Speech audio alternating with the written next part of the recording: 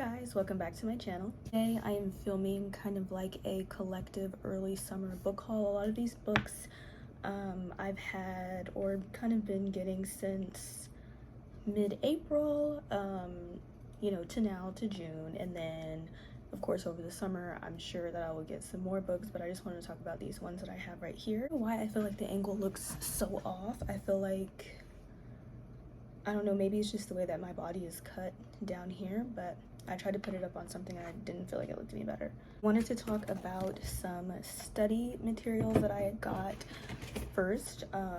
As you guys know, I am in a certification program. I finished up the coursework part of it, but I still have to take different kind of content tests to be able to teach in a certain content area, or there's different tests that are required in the state of Texas that I still have to take regardless of my classes that I have. So I picked up some study material. Or if I've really ever talked at length about it, maybe in a video or a blog where I actually took the test, but I took a test to be certified to teach 4 through 8 English, language arts, and social studies, and I passed that test.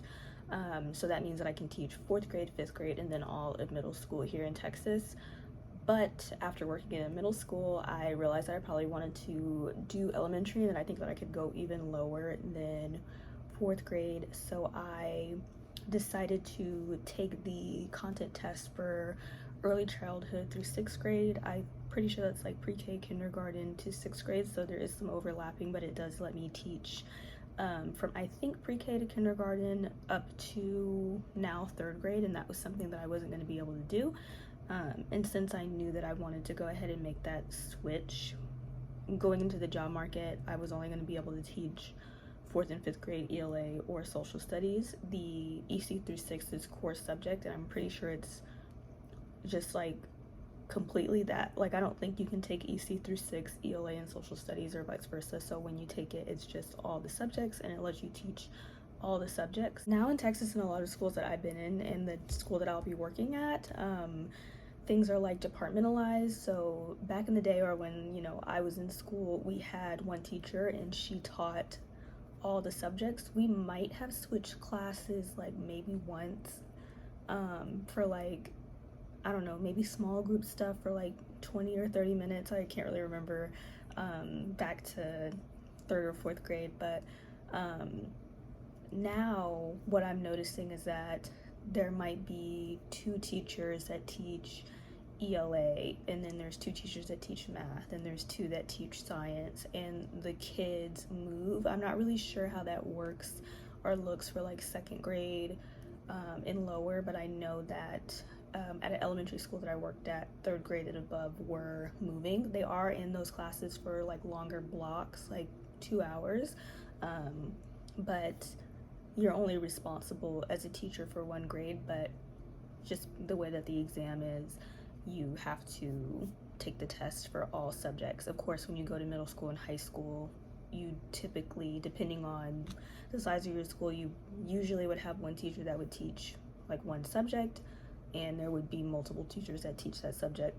And that's why it's like you can take just the specific content area exam, but it is not like that for early childhood through 6th grade. So sorry that I'm taking so long to get to the book part, but I do have a study materials. They changed the early childhood through 6th grade test. So it used to be, I think, $291, and now it's $391. I think that has literally been updated this year. So I had to find new study materials. If you're familiar with the exam, you've probably seen a book that looks like this, and it's just going to be whatever you're studying, and it's like from the exam company. A lot of people, it's kind of like you either, the exam is so new that that brand of the book is not even on the market yet. So I found this one on Amazon, and it had a lot of good reviews.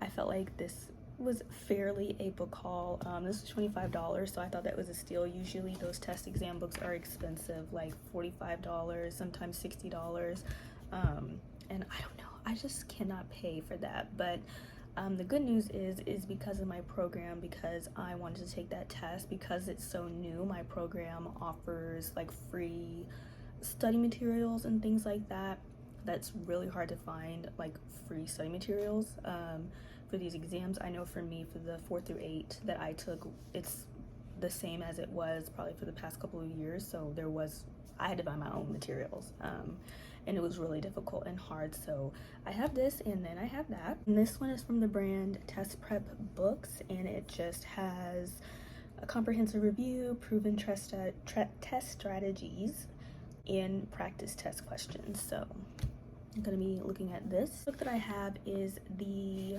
blue book that I just showed, but for the PPR. This is a required exam that we have to take. It's not like a content exam. I think everybody has to take it, and I got it for at half price books for $17. This I think is on Amazon for like $35. Sometimes when I'm in half price I have to check because sometimes it's not like a deal, but this was a deal, so I wanted to pick this up because I know that I have to take it regardless of my content area. And yes, so if you are trying to take your teaching exam or any exam, I'm sure they have anything for, you know, nursing exam, anything like that, I would look at a half price bookstore or just a used bookstore. A lot of people donate their study materials after they're done with the test, and this one has like a lot of highlighting and things like that, so I kind of like that because it makes me think that that stood out to that person. I will say to check the date because a lot of it can be like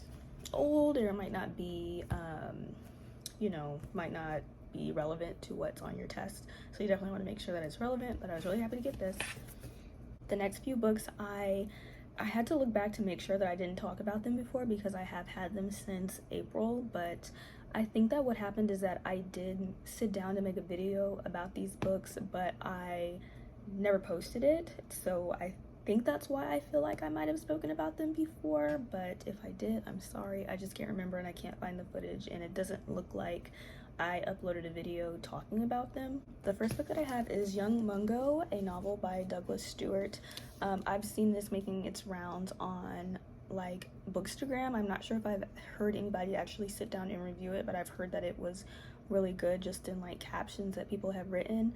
And this is about two boys, James and Mungo, and they are in love with each other. They are growing up, I think, in Scotland, in a time, in a place, in area where being in a relationship is not even just looked down upon, but it's actually physically dangerous, and so they are not able to live as they would like to. And from the synopsis, it kind of seems like it's going to follow Mungo a little bit more as he kind of goes through the ringer as far as hiding his true self, but then also kind of discovering and realizing, you know, he wants to live in his truth with James. And I just heard that it was really, really good as far as like what they go through, so I definitely want to read this. The next book that I have is Lip Theology by Candice Marie Benbow. I think this is kind of supposed to be like a memoir or sort of maybe self-help, life advice, written from this woman who is a churchgoer. I believe that she has a faith, but she's kind of reconciling what her faith means, especially in this day and age. I feel like this is really kind of important, especially from the perspective of Black women. I think that for me personally, hearing and listening to podcast or Instagram theology in general, sometimes as a Black woman, it can be difficult to understand your place in that, especially if there are different things that you don't agree with, and what does that look like as regards to having a faith or believing in God. Can you do both? Are you able to do both? What does that mean? And am I fully going to be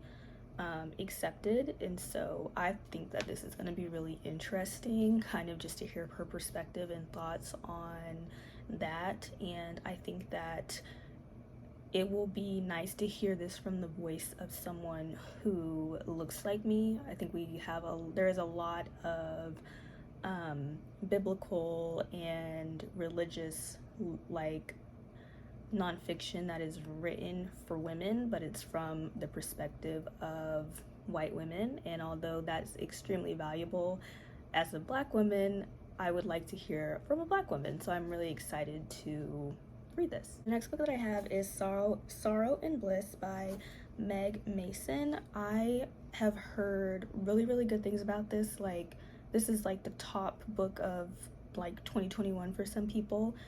This is about a woman named Martha. She just turned 40, and I believe she worked for Vogue, and she quit that job after her and her husband separated, and now she is going to live with her family. And I've just heard that it is a really good perspective on depression, female friendship, and sisterhood. And I've just heard that it is gonna really be good. I feel like I couldn't find my words there, but I don't know. I feel like based on the synopsis, it doesn't look or sound like much or something that I would particularly enjoy, but I'm a sucker for, you know, a top book of 2021. I'm a sucker for people's top lists, so I had to pick it up when I saw it. Next book that I have is Acts of Desperation by Morgan Nolan. I have seen this book as well. This is like one of those like sad it girl books.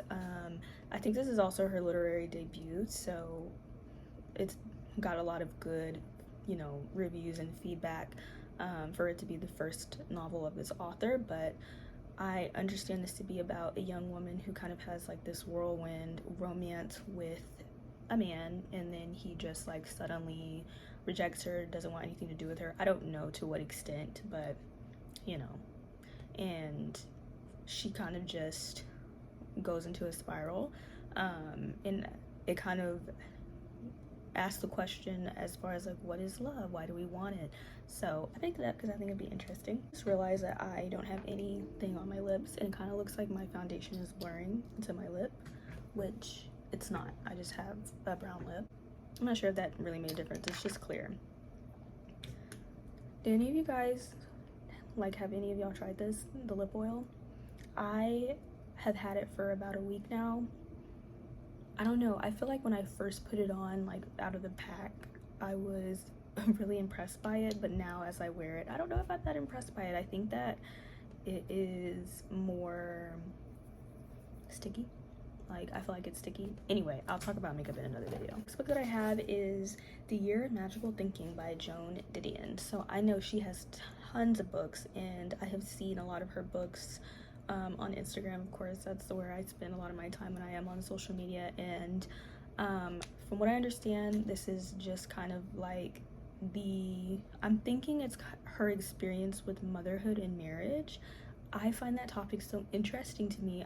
I don't know why. I'm not a mother and I'm not married, but I just find that so interesting and intimate. Like, not even in a nosy way. I just think it's really compelling, and so I picked this up. She has tons of books, so maybe I will have a new favorite author, but I typically really like books like this because I feel like I can kind of see them from a very objective lens. I don't really lean any way or another, as I feel like people's personal lives are so personal that they have to make the decisions that best fit their life, so I just like to read about it.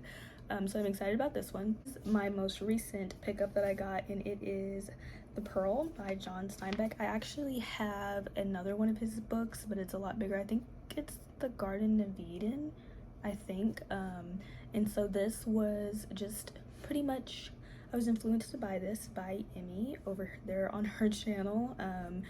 And the synopsis was a great one that she gave, that it is about a man and his wife, and they have a newborn baby, and he works as, I guess, a fisherman, because he looks for pearls, and so he ends up finding this really large pearl, and he's trying to figure out a way to sell it in order to ensure a better life for him and his family. And from what I understand, the ending isn't amazing, or not necessarily amazing, but it's kind of like a sad ending, but I just thought it would be really good, so I picked it up. I don't know, I wonder, it says it's a Penguin classic, so I always wonder, is John Steinbeck, like, is his work classics? If you're like, oh my god, what are you talking about? I don't know, I don't really read classics, but I think maybe the other one is also a Penguin classic as well. I don't really read classics, so I feel like this is an easy way to kind of get into classics. I did pick up some Tolstoy a couple months ago. I feel like I like to get classics from the any book that's older, like older than, I would say 5 years old, I feel like you could find it at the half price bookstore, so you can definitely find classics. And I just feel like it makes sense to get a classic from the half price bookstore, so I picked this one up. Books that I have are library books that I need to read before June 24th. That's when they're due back at the library. I have The Maid by Nita Prose. I feel like this is really popular, and I was like, couldn't believe it when I saw it at the library. I don't know when this came out, I just know that it's newer. And this is about, I think her name is Molly. My goodness, I just read the synopsis, but it is about a neurodivergent woman who is working as a maid. She really excels at the job because it's very important for things to be clean and put away, so she really likes the job. And then she stumbles upon this man that has been murdered and killed, and because of her personality and her demeanor, it kind of gives off to the police that maybe she did it, but she didn't. And so a lot of people kind of come together to, I guess, speak for her innocence, and the story kind of just unravels from there. I don't know, I feel like, I've heard like you either love this book and you've read it over and over and over again, or you hate it. So I don't know, I'm excited to read it. For whatever reason, when I picked this up, I was even going to mention that I thought it looked like a thriller. It doesn't. It's just this red. This red is so red, but I was thinking, does this look like a thriller? Like, what is this about? But the synopsis says it's supposed to be heartwarming, so we'll see. I'm going to read this hopefully before June 24th. And the last book that I have from the library is Twice in a Blue Moon by Christina Lauren. So I just finished the book by Christina Lauren literally before I started filming this. I don't know if I'm gonna read this, y'all. The book that I just read by them was Love in Other Words. Did y'all know that Christina Lauren was a duo author? I thought this was a one-woman show. This is a woman named Christina and Lauren, and they write. I had no idea. I was listening to, I think, the beginning of an audiobook, and they were like, we're Christina and I'm Lauren. I was like, excuse me? I have listened to probably 3 or 4 audiobooks by them, and I have never heard that introduction. So now I know it's 2. Anyway, this is about a woman that meets a man abroad, and they have like that, you know, romance kind of thing, and then they never hear from each other again until they like meet on, I think, a movie set or something like that, and it goes from there. I don't know, I feel like I noticed this is, I think the book that I finished is like the 4th Christina Lauren that I've read, or maybe the 3rd. They really like to do the time like back and forth. I like that, but I like it broken up. It's not something that I would like just like to read over and over and over again. So I don't know if I'm going to be ready to read this, especially because that book that I read, I was not. I'll talk about it in the wrap up, but that feels really far away at the end of the month. But like, I don't know, to me that might have to be the first video that I do spoilers, because I just feel like there has to be things that are said, because I'm seeing the reviews and I'm personally not, my opinion is different. So I don't know, I might have to do some spoilers, but yeah, I don't know. This one sounds really similar, but I feel like they write amazing. They write a good love story, but that one just wasn't giving for me. That one was not giving for me. I will say I think that was the deepest one, like as far as like getting to know the characters. I also think that one was really long. They just had a new book come out called Something Wilder. I want to read that. I'm trying to wait until it becomes discounted. Their books are really accessible, like on Scribd and stuff like that, so I might listen to it. It's available on audiobook. I tried to start listening to it at the gym. Wasn't giving, so I don't know if I'll read this. Yeah, those are all the books that I have that I've curated in the past couple of months. Thank you so much for watching. Bye.